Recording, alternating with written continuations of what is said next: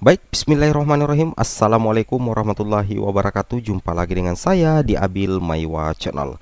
Jadi teman-teman, channel ini merupakan channel pendidikan tempat kita berbagi tentang aplikasi pendidikan, Microsoft Office, serta tips dan triks komputer. Jadi pada video kali ini Bapak Ibu ya, kembali lagi admin akan mencoba membahas ya. Jadi pada sesi kali ini kita akan mencoba membahas terkait khusus untuk guru honorer negeri Bapak Ibu ya. Jadi kita coba bahas untuk guru honorer negeri. Sebentar juga kami akan bahas terkait guru honorer swasta ya. Jadi untuk kali ini kita bahas dulu untuk guru honorer negeri yang khusus tidak lolos passing grade ya di tahun 2021.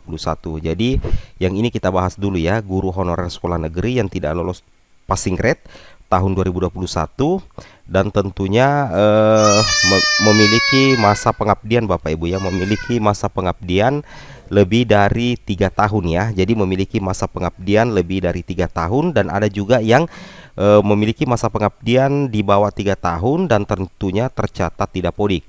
Nah, khusus untuk yang di atas 3 tahun itu sangat berpeluang Bapak Ibu ya, sangat berpeluang lolos menjadi ASN P3K di tahun 2022. Seperti itu Bapak Ibu ya. Tentunya bagi rekan-rekan guru yang masuk dalam kategori ini, yaitu guru honorer negeri yang tidak lolos passing grade tetapi masa pengabdian 3 tahun, tentunya Bapak Ibu harus optimis ya, bahwa peluang untuk menjadi ASN juga sangat besar ya, seperti itu. Karena tentunya kita sudah dengar dulu apa yang dikatakan Mas Menteri, bahwasanya Kemendikbud itu berada di sisinya guru honorer. Itu yang admin tidak pernah lupa.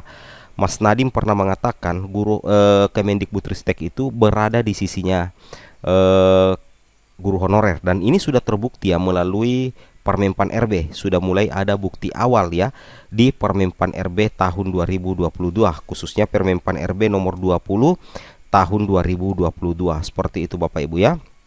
Oke, tanpa panjang lebar kita coba bahas ya. Jadi bagi rekan-rekan yang baru menemukan channel ini, silahkan tekan tombol subscribe dan aktifkan lonceng notifikasinya.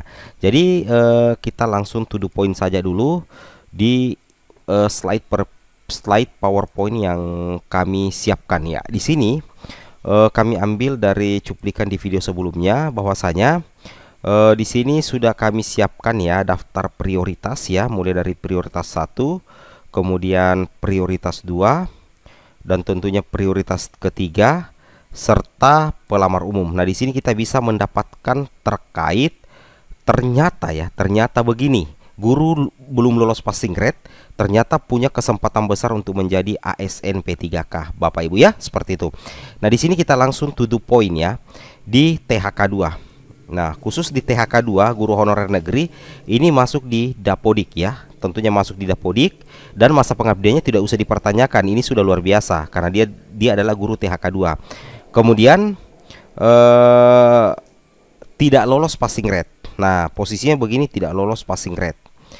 Nah, jadi meskipun tidak lolos passing grade Bapak Ibu ya, ternyata guru THK 2 ini tidak lolos passing grade itu tetap masuk dalam pelamar prioritas, meskipun bukan pelamar prioritas 1 ya. Meskipun bukan kategori pelamar prioritas 1, tetapi masuk ke dalam kategori pelamar prioritas 2. Nah, tentunya kalau masuk di kategori pelamar prioritas 2, seperti yang kita baca di Permenpan RB, itu sudah tidak dites lagi, tetapi ada pemeriksaan kesesuaian data saja dari pihak Kemendikbud. Ini sudah diutarakan oleh Ibu Nunuk ya di laman Instagram beliau. Jadi secara otomatis tentunya pelamar prioritas 2 ini tetap punya peluang yang sangat besar untuk menjadi guru ASN, meskipun guru THK 2 ini belum lulus passing grade ya, seperti itu. Nah, ini yang admin bilang tadi, bahwasanya Bapak Ibu yang merupakan guru honorer negeri, baik itu THK 2 atau guru non ASN negeri yang terdata di Dapodik, masa kerja di atas 3 tahun dan belum lulus PG, Bapak Ibu itu punya kans besar untuk lolos menjadi ASN P3K. Kemudian bukti kedua ada di sini Bapak Ibu ya. Bukti kedua ada di sini, guru non ASN negeri. Nah, kalau lulus passing grade kan sudah aman, langsung ke prioritas 1. Nah, sedangkan ini posisinya guru non ASN negeri, masa kerja 3 tahun Bapak Ibu ya, masa kerja 3 tahun. Nah, di atas 3 tahun plus terdata di Dapodik ya. Terdata di Dapodik dan belum lulus passing grade. Nantinya kategori guru seperti ini, kategori guru ini adalah masuk dalam kategori prioritas 3. Nah, bukan ke pelamar umum, tetapi masuk di prioritas 3.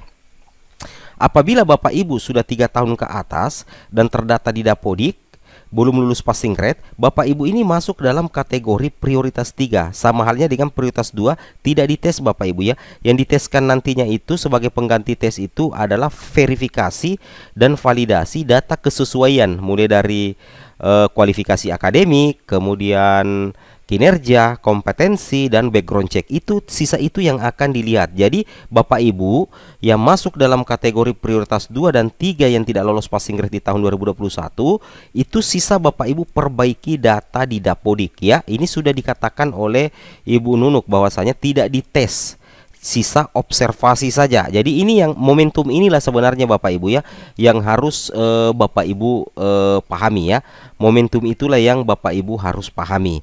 Beda halnya kalau Bapak Ibu misalkan masa kerjanya di bawah 2 tahun, nantinya yang belum lulus PG akan masuk ke pelamar umum. Nah, seperti itu ya. Jadi intinya masa pengabdian, masa kerja itu adalah bentuk penghargaan Bapak Ibu ya.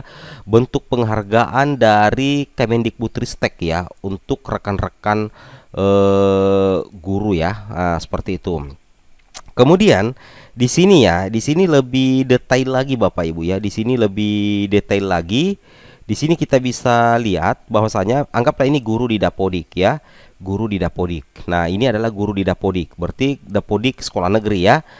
Intinya seperti ini, lebih dari 3 tahun ya, masa pengabdian lebih 3 tahun, otomatis nantinya itu akan masuk di prioritas ketiga. Kurang dari 3 tahun itu akan melamar sebagai pelamar umum. Nah, intinya seperti itu. Jadi kata kuncinya, kuncinya di sini adalah masa kerja Bapak Ibu ya. Kuncinya adalah masa kerja di Dapodik.